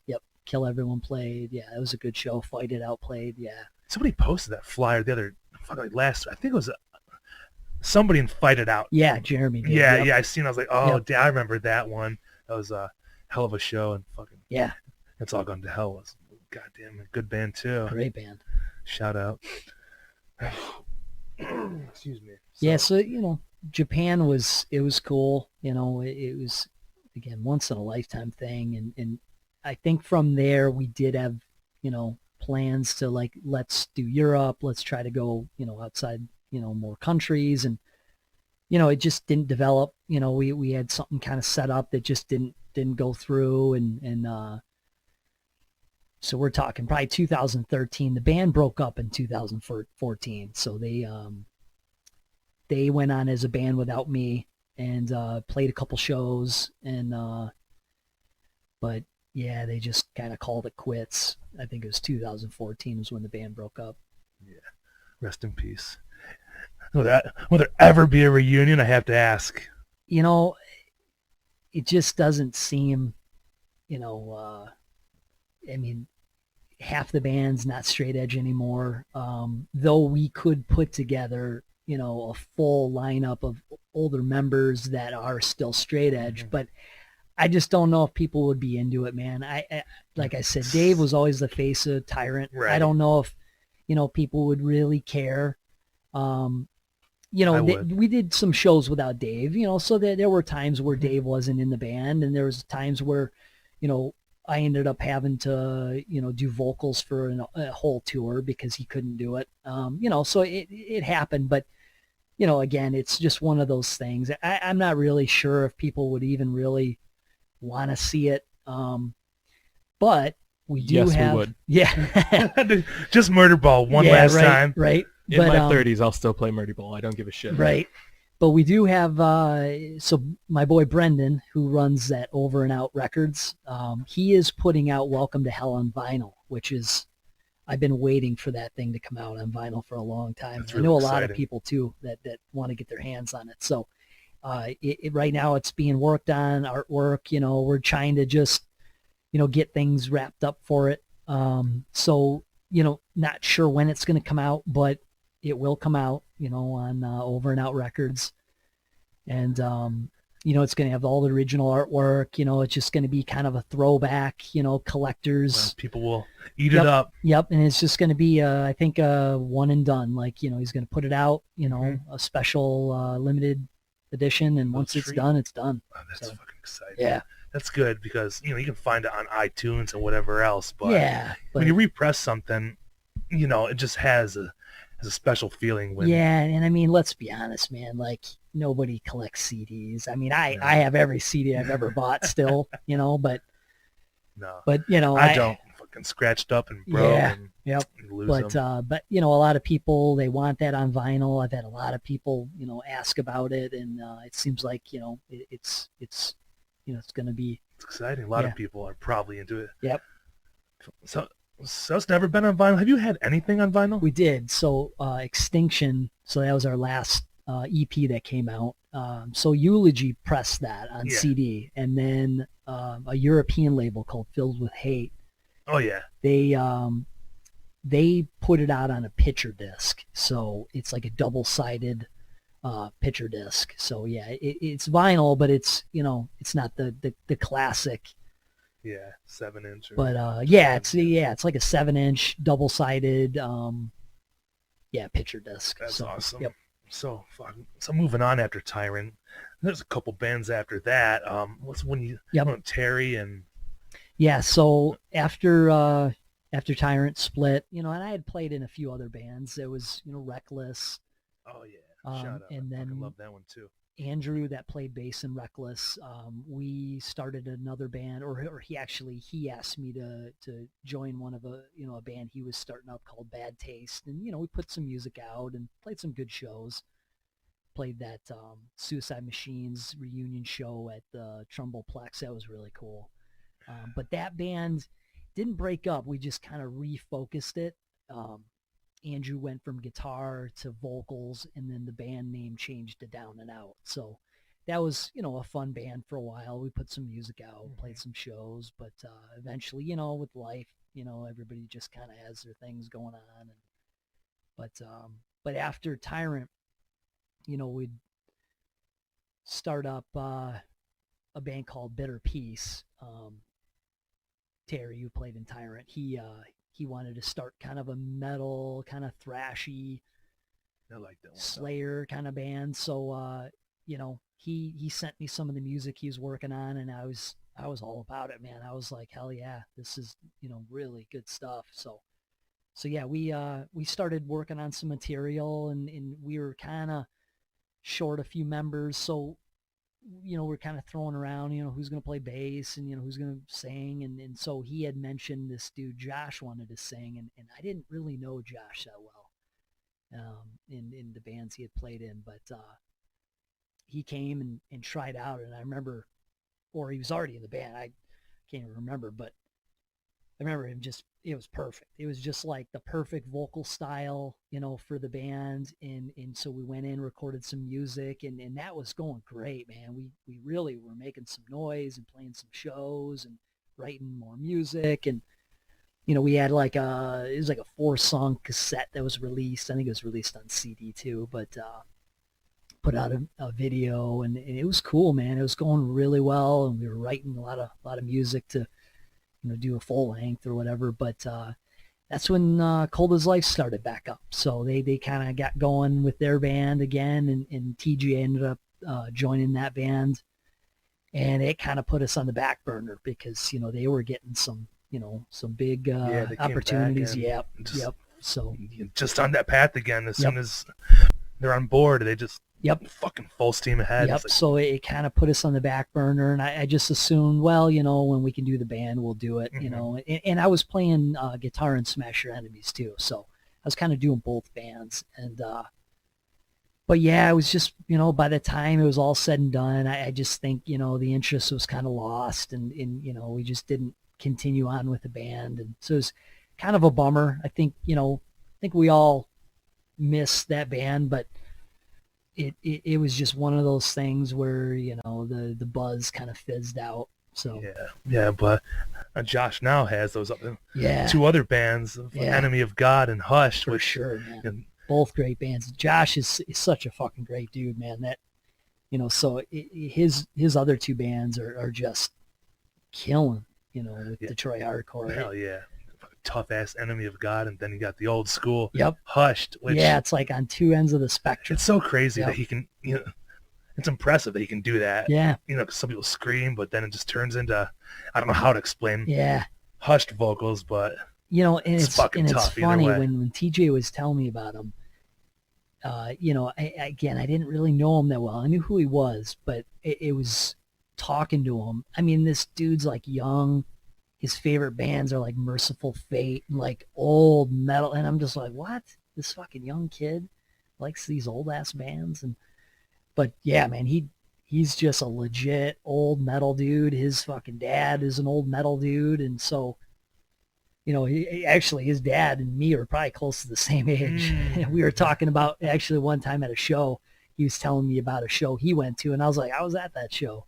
It was like Sepultura or something that's like hilarious. No, the only show my dad took me to is with Ted Nugent twice. But Yeah. Hey, man, that'd be still cool. a fucking party. I was Yeah. 9 years old. Went to see Yeah, Ted man. Nugent, man. I was at Pine Knob back when it Yeah. was still Pine Knob, Right. and you know, just seeing. Yeah, I knew all the Ted Nugent songs. My dad, you know, my whole life, he thought I just played devil music. He just Yeah. never supported anything. Talking I about killing did. your family. Yep. Yeah. Yep. That's what everybody says. They don't know. They're like, oh, you Yeah. And hurt your animals, right? Like, what? Yeah. And I remember too, he was, you know, wanting to hear my band that I was in at the time or something, and I think I gave him the CD or something, and the moment he heard the word fuck, he was just like, yep, you're in a devil music band. Sounds like you're playing devil's music. Yeah. Anybody with a tattoo was a fucking devil worshiper to my dad. You know? Yeah, So I was like, okay. right, yeah. All right. So on the wrong path. But you know, good things came, you know, down the road. You know, Cold as Life had, you know, they broke up, the members kind of split, and you know, Jesse was singing for him, and he called me one day and he was like, hey, you know, we got all this music that we were writing for the new record, and we don't want to throw it away, and we're you know, trying to put together a new project. And so he was like, you know, do you know anybody that would play drums? And I said, you know, my boy from King of Clubz, he had moved to Michigan, and so he's living here. And I said, you know, he's a great drummer. He'd be down. And he was like, you know, would you want to play bass? Because Matt's playing guitar, and they had another dude lined up for guitar. And I was all about it. I was like, yeah, man, playing music with friends, that's what I want. Wow. Yeah. So, but yeah, so we started Born to Hate, you know, so, and it would start off as, you know, the music that was never released, that was supposed to be the new Cold as Life record. So, and ultimately, you know, that's kind of what got the ball rolling. But as a band, we're trying to write music that, you know, our own music.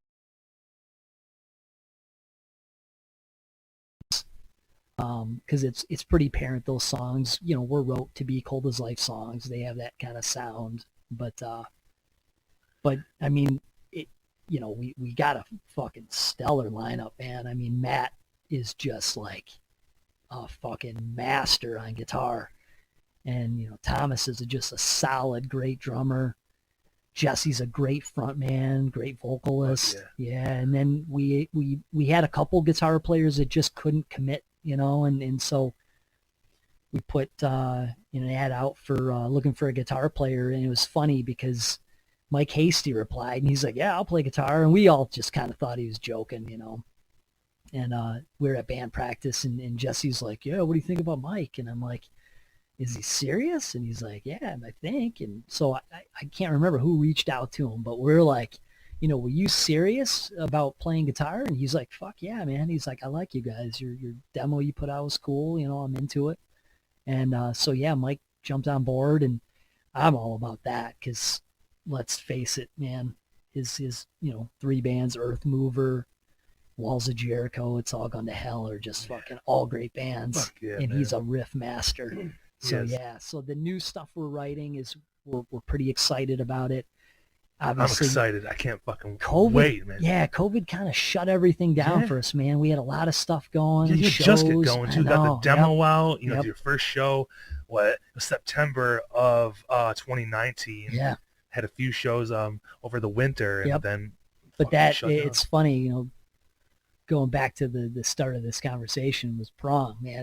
That was like, for me, like one of the first bands that drew me into the hardcore scene. Is that the first time you played with them as a? First time I played with Prong, yeah. Okay. Agnostic Front, I played with that band several times, Yeah. but first time with Prong. So I was definitely like big smile the whole fucking night, like hell yeah. I remember this is seeing great. you, man. Yeah. Like, And see what's it's weird because I've seen him a few times, through the years way after that, but it definitely when you're in junior high and you see him, and then you're in your 40s and you see him, it's a little different vibe, but it was cool, man. I was pretty excited.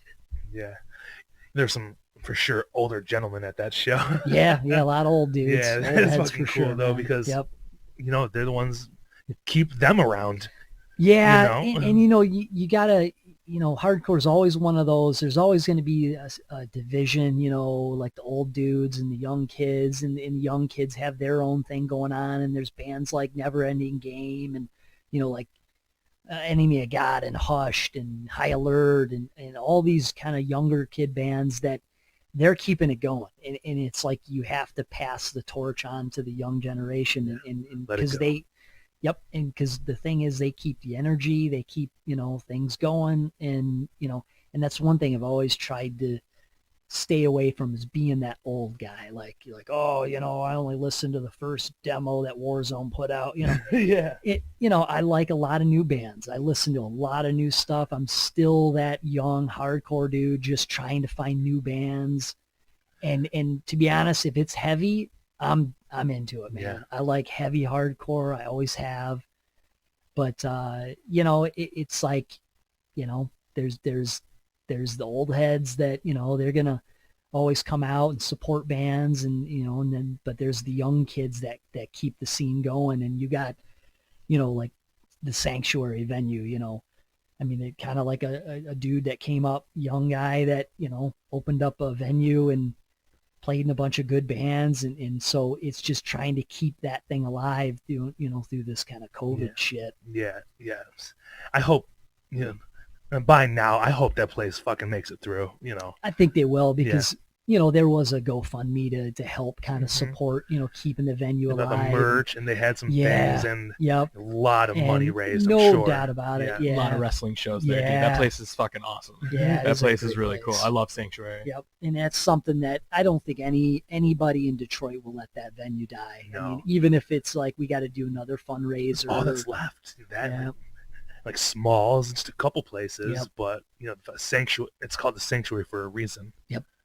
So So that's the thing. It's that's like, a fun place. hopefully once stuff settles down, I mean, the big thing is, I'm trying not to get too COVID political or anything like that, but it just comes down to, you got two camps fighting, Yeah. about whether it's real or it exists, and it's real. It exists. yeah. It's killing people. We need to be wearing masks. We need to be, safe. Yeah, it hit my dad like Yeah. right at the beginning. My dad Yeah. was one of the first. Oh, yeah. Yeah. And Yeah. I mean, it's media. Yeah, are they kind of blowing things up? Just to get- Possible. Get Are people the to look. are That's, the hospitals uh, overfilled? Yes, they are. I mean, that's dangerous. So I mean, we got to take it serious. We got to, whether it's a vaccine or whether it's just trying to get through this winter time, and hopefully things will start changing. And but it's one of those things we just got to get through it. And then Yeah, especially hopefully, out in public. yeah. Just Just wear your public. mask, people. Just Yeah. wear your mask when you're in public. Yep. Yeah. But the thing is like you think of all the good shit that was lined up that got shut down, man. Life of Agony was supposed to play Detroit. You know, sick of it all, Agnostic Front, bunch of great shows, and I mean, it That was show a was gonna bummer. be so fucking good because they even had rebooked it, Yeah. and then it just got passed up Yeah. again. Like, Same thing with Life of Agony, man. Yeah. I had tickets to, Life of Agony was playing, actually not Detroit, Flint. And it got canceled and rebooked to October, and then that got canceled. And so it was just kind of a fuck. Yeah, because I was really looking forward to see Crown of Thorns. I've never seen them before, and Yeah, I've that'd always have been loved cool for them. sure. It's more, I don't know, it's like poetry, that band, to me anyway. Good band, yeah. And fucking Danny Diop.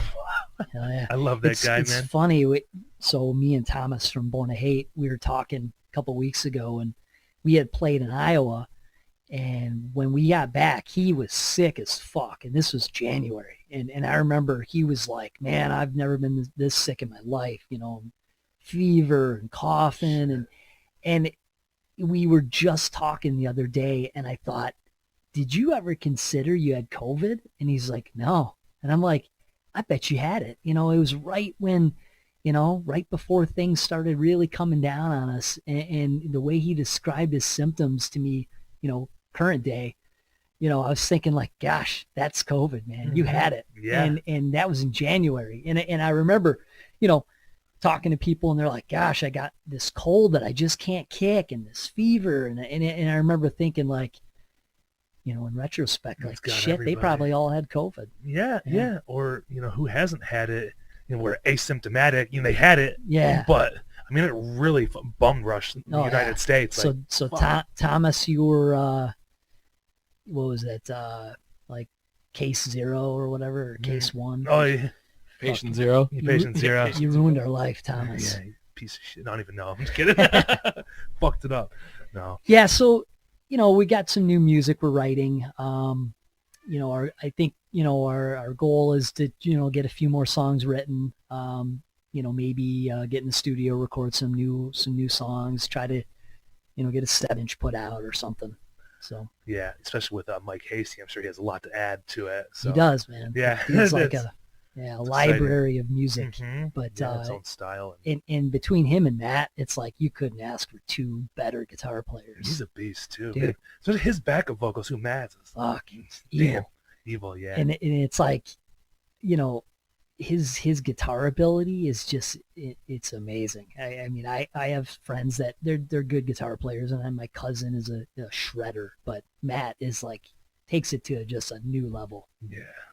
A new level by Pantera. I'm glad you guys are still doing something. You Yep. know, it's like I said it before. But in Detroit, it seems like there's 50 musicians, but there's like 200 bands.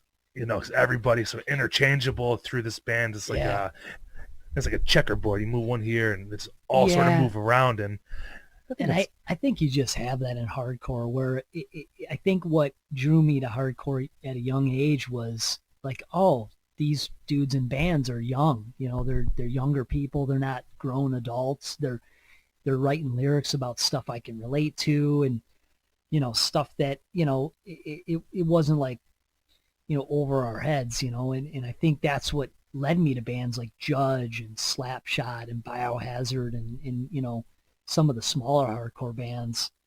And it's just one of those things, you get these young kids and they start bands, and then they see, hey, this is attainable. Like, you can start a band and play with your favorite bands.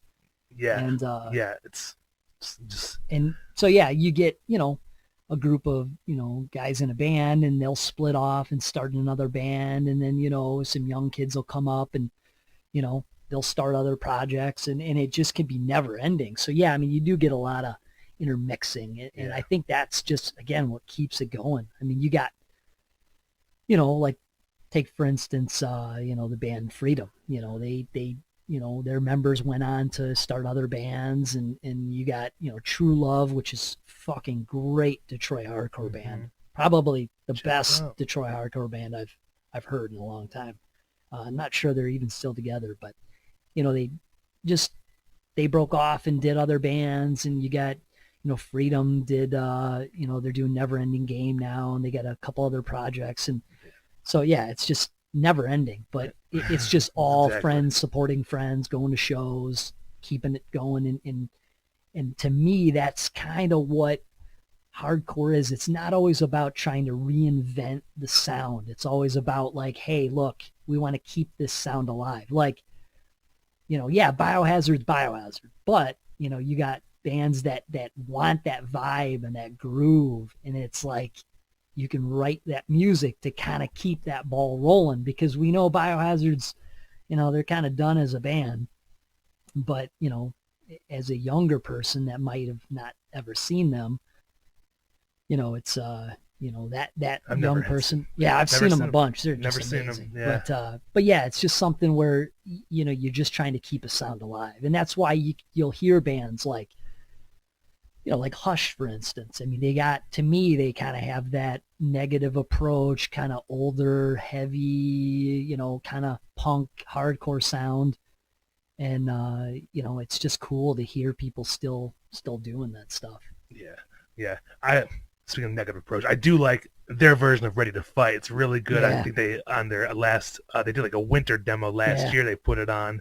Hell yeah. And Josh really does a service by He does, doing that man. song, man. He does. And, He's a great fucking frontman. get them going. I remember the first time I seen them with H2O when they played in Ferndale. I think. Yeah. Yep. The Loving Touch or whatever. But because I'd caught the very end of them and I heard them, and it kind of reminded me of like Blood for Blood. Yeah. But then I heard the I'm Ready to Fight. So fuck keeping it real. Yeah, man. Fuck keeping cool. it Detroit, man. You cannot go wrong cover Negative Approach. I mean, it's the trinity of Detroit hardcore: Negative Approach, Cold as Life, and Earth Mover. Mm-hmm. Those are the three, man. I mean, you can't really.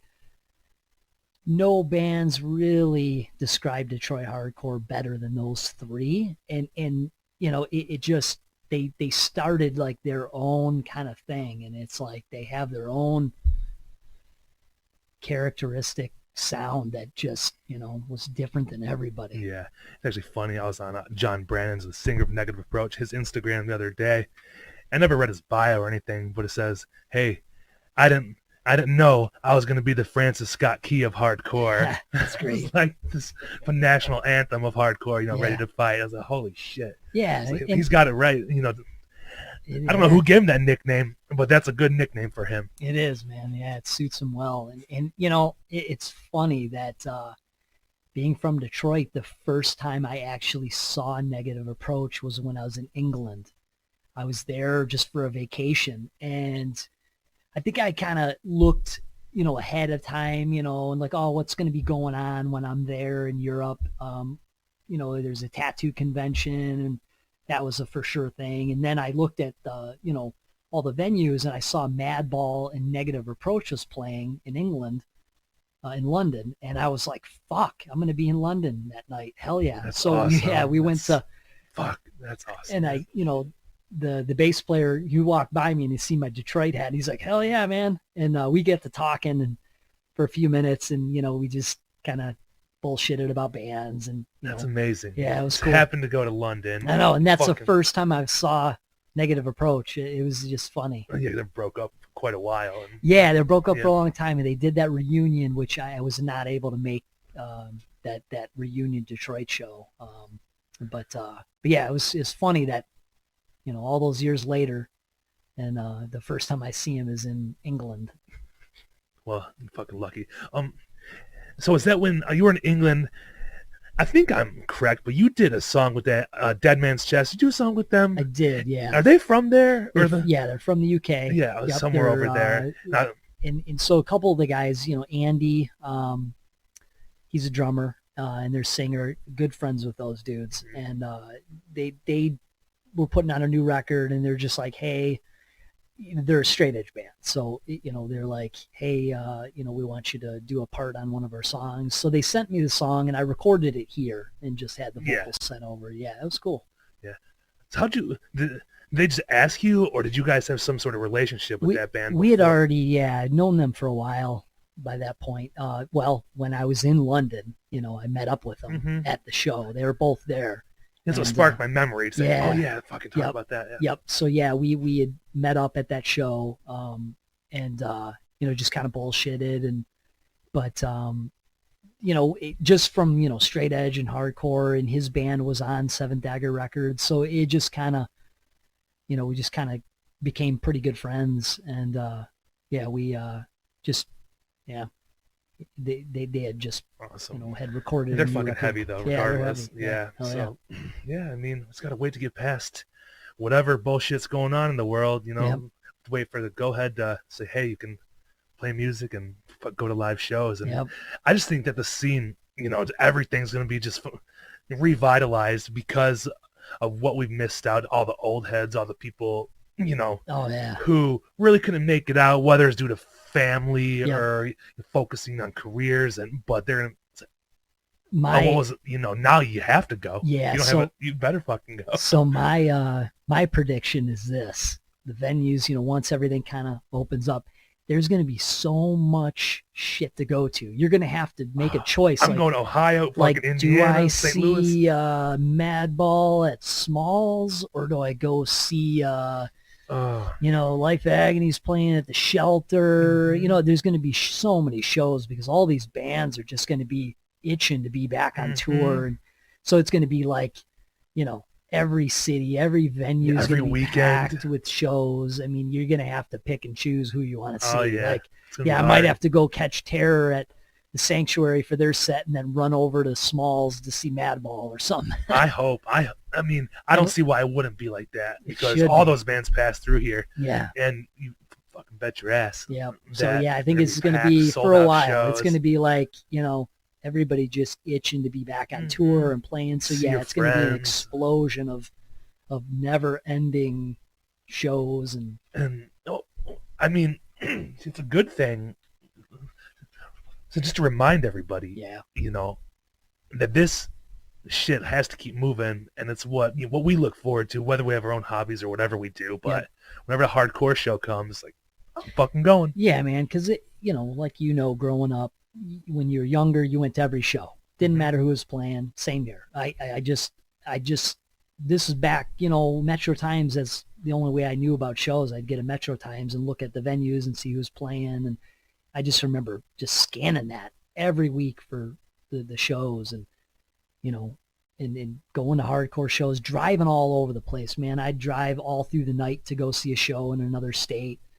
And, you know, you get kind of wrapped up in life, and it's a thing where you just feel like, well, you know, there's just so much going on. I don't think I'm going to go to this show tonight. And you do kind of take advantage of, you know, that there is a lot going on. And so, but, you know, it's a thing where hardcore is not just about, you know, it's supporting the bands on tour, and supporting the venues and supporting the local bands and everything. So, yeah, it's unfortunate because being in bands, you do see cycles come and go where, you know, the attendance is way up and everybody's coming out and everybody's having a great time, and, you know, and then things start fizzling down, and, you know, they're only coming out for the hype bands. And I mean, that just happens, you know, it's just the way it is. Yeah. You know, it comes in cycles. But yeah, I think it's something where even me, you know, I sometimes pick and choose the shows I go to, Oh, because, yeah. you know,